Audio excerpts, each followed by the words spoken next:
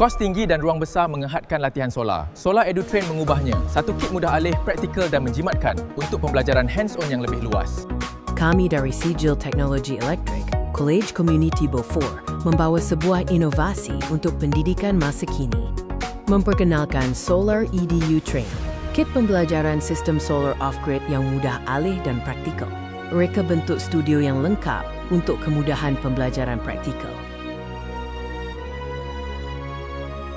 Melalui kit ini, pelajar dapat mengalami sendiri pembelajaran secara hands-on.